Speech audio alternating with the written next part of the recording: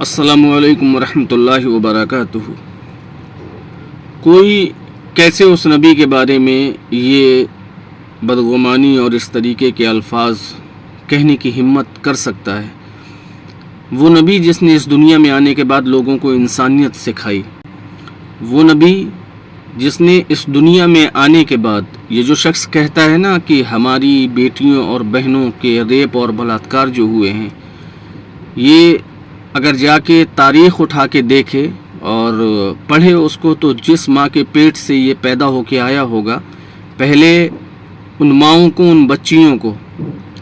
इस दुनिया के लोग ज़िंदा दफन कर दिया करते थे। कैसे कोई हिमाकत कर सकता है और कैसे कोई इतनी हिम्मत और जुर्रत और जसारत पैदा कर सकता है कि मेरे नबी के बारे में ऐसी बदगुमानियाँ और ऐसे गंदे अल्फाज इस्तेमाल करें? अब मेरा ये फ़र्ज़ बनता है कि अगर किसी ने मेरे नबी की शान में ऐसे गुस्ताखाना अल्फाज कहे हैं और ऐसी गुस्ताखियाँ की हैं, तो मुझे उसका जवाब उसी की ज़बान में ही देना चाहिए ताकि उसके समझ में आ सके। मेरे नबी तो वो हैं कि जब वो इस दुनिया में आए तो ये दुनिया जहालत में डूबी हुई थी। मेरे नबी तो वो हैं कि जब इस दुनिया में तशरीफ़ लाए तो इस दुनिया में उजाला और नूर फैला। मेरे नबी तो वो हैं कि इस दुनिया में आने के बाद लोगों को इंसानियत, मोहब्बत, शफ़क़त का दर्स आपने दिया। और ये कैसा गुस्ताख है, आखिर इसने अपने दिल व दिमाग में क्या ख्याल रख के ऐसी बातें और ऐसे गुस्ताखाना अल्फाज कहे हैं कि जिससे दुनिया के तमाम मुसलमानों के दिल छलनी हैं। मैं तो सिर्फ इतना कहूँगा दुनिया के तमाम मुसलमानों से कि सिर्फ हिंदुस्तान के मुसलमानों के ही नबी नहीं हैं आप सल्लल्लाहु अलैहि वसल्लम। इस दुनिया में जिस कोने में मुसलमान बसता है, जिस कोने में मुसलमान रहता है, आप सल्लल्लाहु अलैहि वसल्लम सबके नबी हैं। और ये पहला हक़ है कि हम अपने नबी सल्लल्लाहु अलैहि वसल्लम से दुनिया की हर एक शय से ज़्यादा मोहब्बत करें।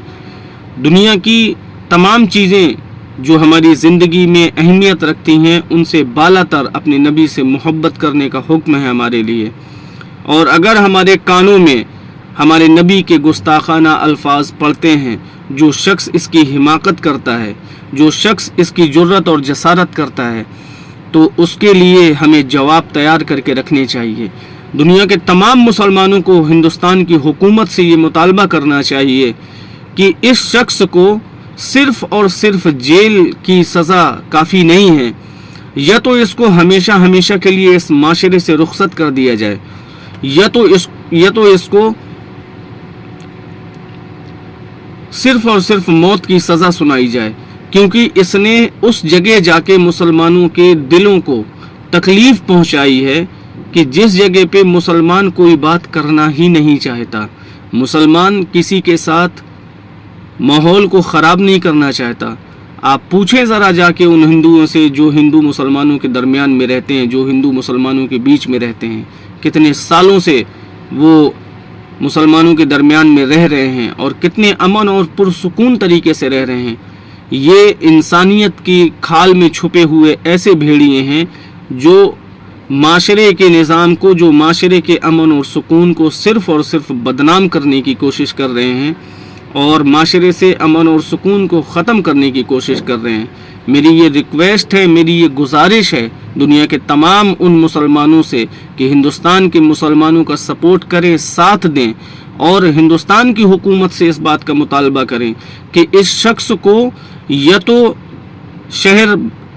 सिर्फ शहर बदर नहीं, या तो इस शख्स को हिंदुस्तान बदर कर दिया जाए, और या तो फिर इस शख्स को ज़िंदगी भर के लिए जेल में कैद कर दिया जाए, और या तो फिर इसकी आखिरी सज़ा ये दी जाए, या तो फिर इसकी आखिरी सज़ा ये है कि इसको सज़ाए मौत दे के इस दुनिया से रुखसत कर दिया जाए।